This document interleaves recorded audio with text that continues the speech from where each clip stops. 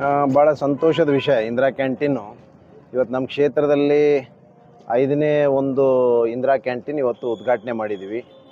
ಬಹುಶಃ ಇಡೀ ರಾಜ್ಯದಲ್ಲೇ ಇದು ಬಹಳಷ್ಟು ಜನಪ್ರಿಯತೆಯನ್ನು ಪಡೆದಿದೆ. ವಿಶೇಷವಾಗಿ ಕಡುಬಡವರು ಜನಸಾಮಾನ್ಯರಿಗೆ ಬಹುಶಃ ಎಲ್ಲಿ ಆರ್ಥಿಕ ಹೊರೆ ಆಗಬಾರ್ದು. ಭಾಳ ಜನ ಎಲ್ಲ ಅದು ವಿಶೇಷವಾಗಿ ಕಾರ್ಮಿಕ ವರ್ಗದವರು, ಬೆಳಗ್ಗೆ ಎದ್ದು ಕೆಲಸ ಮಾಡಲಿಕ್ಕೆ ಹೋಗೋರು, ಅವ್ರಿಗೆ ಮನೆಯಲ್ಲಿ ಸರಿಯಾದಂಥ ತಿಂಡಿ ಊಟ ಮಾಡಲಿಕ್ಕೆ ಕೂಡ ಭಾಳಷ್ಟು ಆರ್ಥಿಕ ತೊಂದರೆ ಆಗೋದರಿಂದ ಆರ್ಥಿಕ ತೊಂದರೆಯಲ್ಲಿ ಬಳಲುತ್ತಾ ಇರುವಂಥವ್ರು ಭಾಳ ಜನರಿಗೆ ಊಟನೂ ಮಾಡಲಾರ್ದಂಗೆ ಹೋಗ್ತಾರೆ ಕೆಲಸಕ್ಕೆ. ಆ ನಿಟ್ಟಿನಲ್ಲಿ ಅನ್ನಭಾಗ್ಯ ಯಾವ ರೀತಿ ಕೊಟ್ಟರು ಅದೇ ರೀತಿ ಇಂದಿರಾ ಕ್ಯಾಂಟೀನ್ ಕೊಡೋದ್ರ ಮೂಲಕ ಹಸಿದ ಹೊಟ್ಟೆಗಳಿಗೆ ಅನ್ನವನ್ನು ಕೊಡುವಂಥ ಭಾಳ ಶ್ರೇಷ್ಠವಾದಂಥ ದಾನಗಳಲ್ಲೇ ಭಾಳ ಶ್ರೇಷ್ಠವಾದಂಥ ಅನ್ನದಾನ ಕಾರ್ಯಕ್ರಮನ ಕೂಡ ಸನ್ಮಾನ್ಯ ಸಿದ್ದರಾಮಯ್ಯ ಸಾಹೇಬರ ಒಂದು ಭಾಳ ಜನಪ್ರಿಯತೆ ಪಡೆದಂಥ ಈ ಕಾರ್ಯಕ್ರಮ ಇದು ಇಡೀ ರಾಷ್ಟ್ರದಲ್ಲೇ ಭಾಳ ರಾಜ್ಯದಲ್ಲೇ ಭಾಳ ಯಶಸ್ವಿಯನ್ನು ಪಡೆದಿದೆ.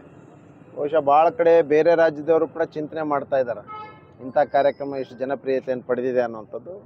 ಬಹುಶಃ ಎಲ್ಲರೂ ಇಲ್ಲಿ ಬರ್ತಾರೆ ಬಡವರು, ಬೆಳಗ್ಗೆದ್ದು ನಾಷ್ಟ ಮಾಡ್ಕೊಂಡು ಭಾಳ ಕಡಿಮೆ ರೇಟ್ನಲ್ಲಿ, ಎಷ್ಟು ಟಿಫನ್ ಎಷ್ಟು 5 ರೂಪಾಯಿ, 5 ರೂಪಾಯಿನಲ್ಲಿ 10 ರೂಪಾಯಿನಲ್ಲಿ ಊಟ.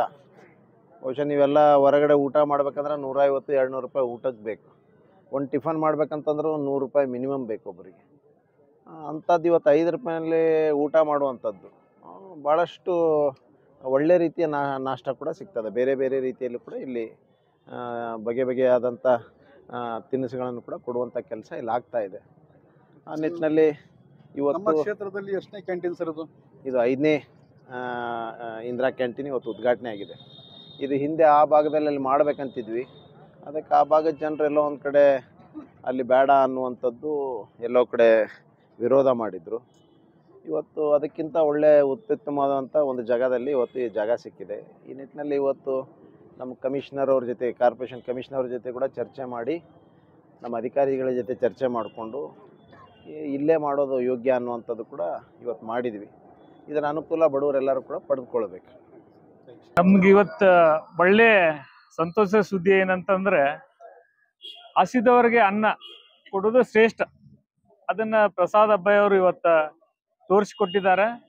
ನಮ್ಮ ಮಂಟ್ ರೋಡ್ನಲ್ಲಿ ಮಾಡ್ಬೇಕಾದ್ರೆ ಕೆಲವರು ವಿರೋಧ ಮಾಡಿದ್ರು, ಅದು ಸ್ಥಳ ಯೋಗ್ಯ ಅಲ್ಲ ಅಂತೇಳಿ. ಈಗ ಅದಕ್ಕಿಂತ ಒಳ್ಳೆ ಒಂದು ಜಾಗ ಸಿಕ್ಕಿದೆ.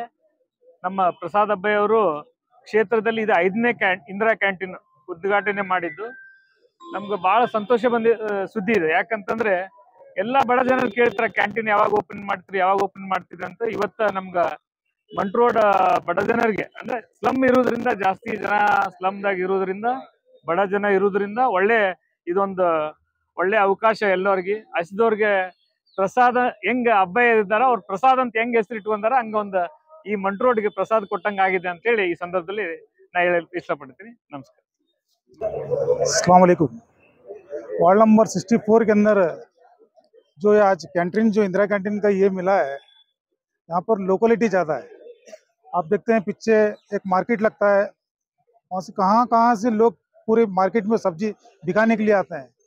और 5 रुपए के अंदर आपको टिफिन, 10 रुपए में खाना बोले तो ये जो अपना ये फैसिलिटी जो मिल रही है कर्नाटक के अंदर, इंशाल्लाह हमको आने वाले दिनों में भी फैसिलिटी मिलती है। तो ये प्रसाद अब्बाया का सिटी के अंदर जो 5वां कैंटीन जो ओपनिंग हुआ है, अल्हम्दुलिल्लाह उनके हर क्षेत्र में, हर वार्ड के अंदर में काम करने की कोशिश करेंगे। अस्सलाम वालेकुम। Altaj party hall, Keshapur circle, Hubli अब आपके लिए फराहम करता है एक मियारी पार्टी हॉल की सहूलत। अल्ताज होटल में मुख्तलिफ मगर लजीज खानों के अलावा अब आप अल्ताज पार्टी हॉल का भी फ़ायदा उठा सकते हैं। आपके प्रोग्रामों को खुसूसी और यादगार बनाने के लिए सबसे बेहतरीन इंतखाब सिर्फ और सिर्फ अल्ताज पार्टी हॉल।